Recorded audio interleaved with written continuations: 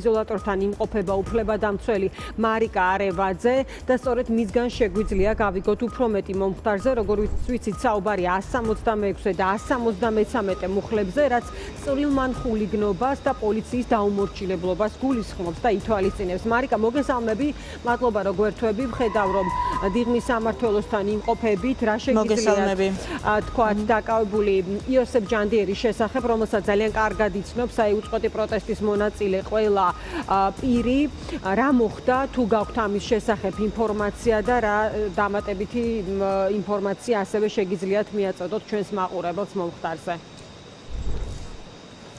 მოგესალმებით, პირველ რიგში მე სწორად აღნიშნეთ, ვიმყოფები დიღმის მთავარ სამმართველოში, იზოლატორში, სადაც უნდა მოხდეს მისი შესახლება. შესახლების პროცესი ჯერ კიდევ არ დასრულებულა და შესაბამისად მე ამ დრომდე არ მქონდა შესაძლებლობა რომ მენახა იოსკა და მომეხდინა მასთან გასაუბრების გზით, ასე ვთქვათ, ინფორმაციის მიღება თუ რა მოხდა მასთან დაკავშირებით. მე ვიცი რომ ის დააკავეს რუსთაველის გამზირზე და ვნახე ვიდეო, ეს დაკავების ვიდეო, სადაც ის სვავდა კითხვებს თუ რატომ ახდენდნენ მის დაკავებას, თუმცა ამასთან დაკავშირებით განმარტება საპატრულო პოლიციას არ გაუკეთებია. რაც შეეხება მუხლებს, რომელიც თქვენ ახსენეთ, კი ბატონო, მე საპატრულო პოლიციის სამორიგეოში ნამდვილად ასე დამიდასტურეს, რომ ის ადმინისტრაციულ სამართალდარღვევათა კოდექსის 166 და 173 მუხლების საფუძველზე არის დაკავებული. სხვა ინფორმაცია, ასე რომ ვთქვათ, თუ რა მოხდა რეალურად და რატომ გადაწყვიტა საპატრულო პოლიციამ მისი დაკავება, ჩემთვის უცნობია. მე იოსკა გავიცანი, აქვე მინდა აღვნიშნო და დავახასიათო მისი პიროვნება, იმიტომ რომ მე ეს ადამიანი გავიცანი სწორედ რეჟიმის პატიმრების სასამართლოს ხდომებიდან, ვინაიდან ის მუდმივად ესწრება ხოლმე ამ ადამიანების ხდომებს და გამოხატავს მათ მხარდაჭერას, ასევე ის ყოველთვის არის რუსთაველის გამზირზე და იცავს ამ ქვეყნის ევროპულ მომავალს და თავისუფალ მომავალს. შესაბამისად ამ პროცესში გავიცანი მე ეს ადამიანი და მისი დახასიათება შემიძლია როგორც მშვიდი გაწონასწორებული რომლისგანაც რაიმე დაუმორჩილებლობას გამოვრიცხავ რომ მქონოდა ადგილი. ეს ფაქტობრივად უკვე რეჟიმი იმ ეტაპზეა გასული. დასრულეთ. ანუ ეს რეჟიმი ფაქტობრივად უკვე გასულია ყოველგვარი სამართლებრივი ჩარჩოდან, უკვე ისეთ ისტერიაშია და ისეთი მოქმედებები ახასიათებს, აი ახლა თუნდაც პირდაპირ ეთერში რომ მომადგეს საპატრულო პოლიცია გადაწყვიტოს ჩემი დაკავება და შემდგომ კითხვა დაუსვა თუ რატომ ხდება ჩემი დაკავება, შეიძლება პოლიციისადმი დაუმორჩილებლობად გააფორმონ და აი ამ ფორმატით აგრძელებენ უკვე საქმიანობას ფაქტობრივად და გასულები არიან კანონის ყოველგვარი ჩარსტოსგან. მე კიდევ ერთხელ ვამბობ, რომ თვითონ იოსკასთან გასაუბრების შესაძლებლობა არ მქონია.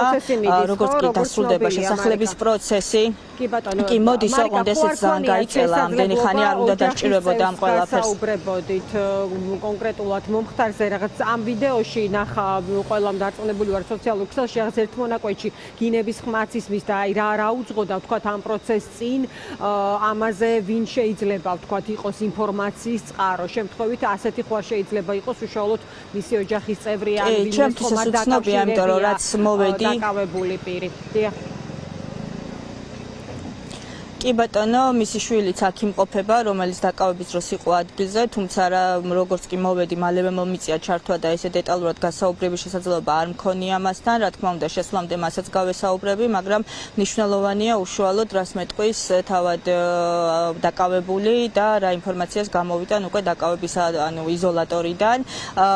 ეს ყველაფერი უბრალოდ რო შევაჯამო, უკვე აი ლაპარაკიც კი და კომენტარის გაკეთებაც კი არის ასე ვთქვათ, გამაოგნებელი მართლა, იმიტომ რომ რეჟიმი გასულია ყოველგვარი ჩარჩოდან და ჩვენ მოქალაქეები, პოლიტიკური პარტიები და მათ შორის ჩვენ კოალიცია ცვლილებისთვის ამ ჩვენს პრინციპულ ბრძოლას ვაგრძელებთ იმისთვის, რომ ადამიანის უფლებები ამ ქვეყანაში დაბრუნდეს, კანონის უზენაესობა დაბრუნდეს, თვითნებურ დაკავებებს არ ქონდეს ადგილი და ადამიანები იზოლატორებში არ ატარებდნენ ღამეებს და დღეებს აბსოლუტურად უსაფუძვლოდ.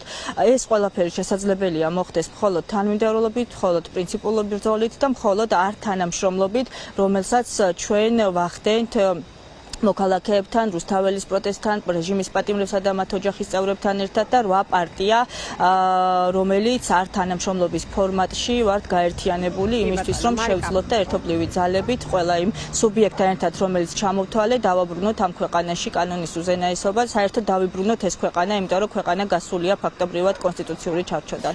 კარგი, მაყურებელს მინდა კიდევ ერთხელ ვუთხრა, ვინც ახლა ჩართო ტელევიზორი, რომ დაკავებული აქტივისტი და უწყვეტი პროტესტის მონაწილე იოსებ ჯანდიერი ის ცოტა ხნის წინ რუსთაველის გამზირზე დააკავეს ადმინისტრაციული წესით და ადვოკატმაც გავრცელა ინფორმაცია, რომ საუბარია 166 და 173 მუხლებზე, რაც წავილმან ხულიგნობას და პოლიციის დაუმორჩილებლობას გულისხმობს. მარიკა, შესახლებაზე ამბობდით, ეს პროცესი რაღაც გარკვეულ დროს ითვალისწინებს ხადია და ამის შემდეგ თქვენ როგორც ვხედავთ, დაზუსტებული ინფორმაცია გექნებათ მომხდართან დაკავშირებით ადამიანის შესახებ, რომელიც არის პირველივე დღიდან უწყვეტი პროტესტის მონაწილე, ხომ? 250-ზე მეტ დღეზე არის უკვე საუბარი. აი ამაზე რა შეგიძლიათ გითხრათ და მოგვიანებით შესაძლოა ისევ დაუბრუნდეთ ჩვენ ამ საკითხს თუ ჩვენი ეთერის პერიოდში დატოვებთ თქვენ იზოლატორს.